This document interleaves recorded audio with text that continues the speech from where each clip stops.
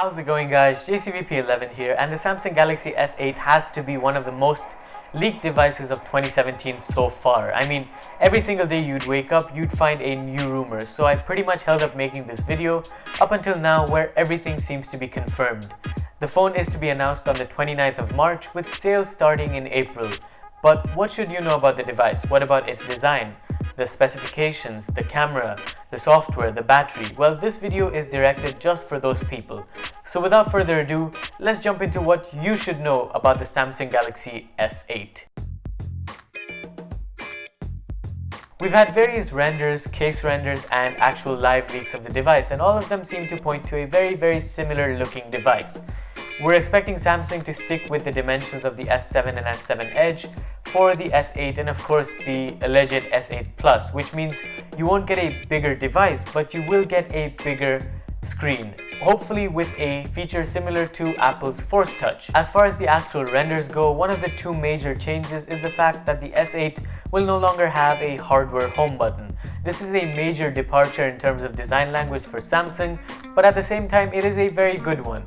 The home button used to take up a lot of space at the bottom of the device, and with it gone, it makes for a very sleek looking device. But the bad part is, where does the fingerprint scanner go? According to the leaks, it goes at the back next to the camera, which I think is a very awkward position for the fingerprint scanner. Not only is it not the natural resting position for either your middle or your third finger, but it also just makes for a very mediocre looking design. I don't really like the fact that the fingerprint scanner is placed there. I would have much rather preferred it at the middle of the device or even on the power button like most other manufacturers do. But I'm not going to shoot the idea just yet, and I'm going to give it time and let's see if it grows on me when I actually get the device. The second biggest change is of course the display, which is staring right in front of you. Samsung is pushing the boundaries in terms of how small you can make phone bezels, and I think with the S8 they've probably nailed that.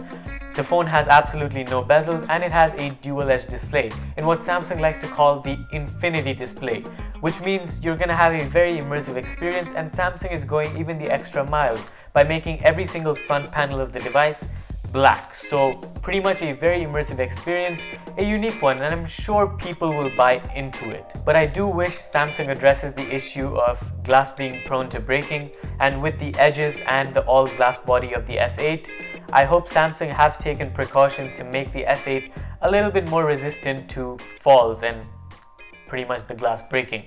Due to personal experience, because one of my friends' S7 is now suffering. You know who you are. Moving on to specifications, it's a bit different for the S8 and S8 Plus, but only in terms of display. The S8 will have a 5.8-inch display and the S8 Plus a 6.2-inch display. Both will be Quad HD resolution or 2K, but will have an unusual aspect ratio of 18.5:9.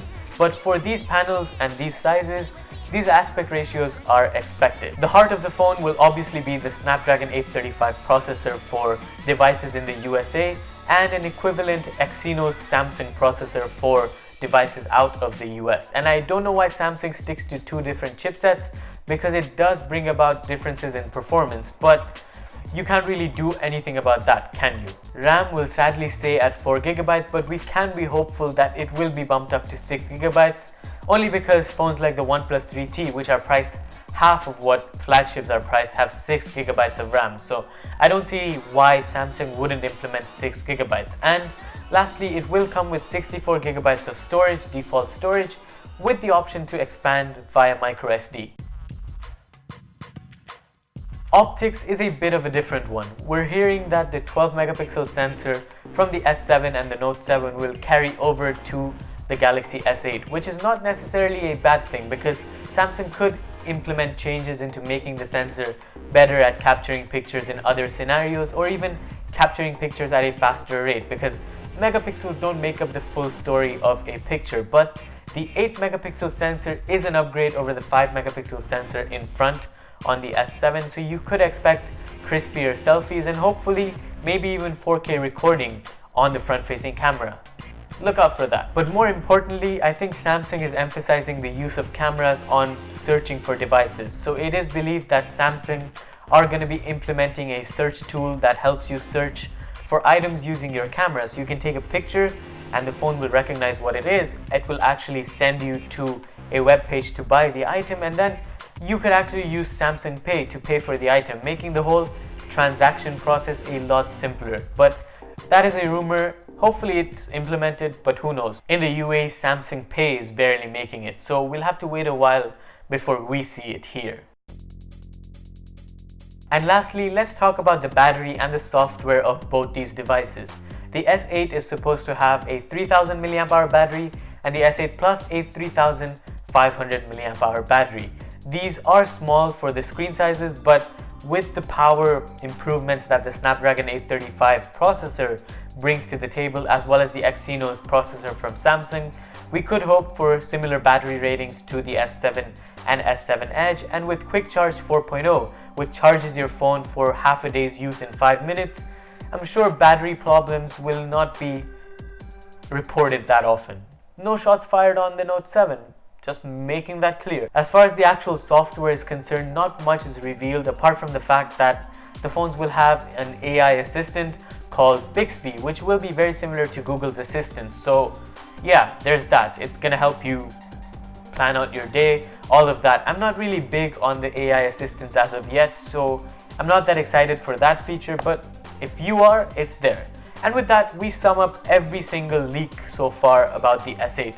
Of course, there will be more leaks as we progress closer and closer to the actual announcement date of the S8, and you can stick around by hitting the description down below and checking out the website that I write on, where I continuously update all of the leaks that come out, so you'll be up to date, because this video will be irrelevant most probably in the next 3 days by the time it's uploaded. So yeah.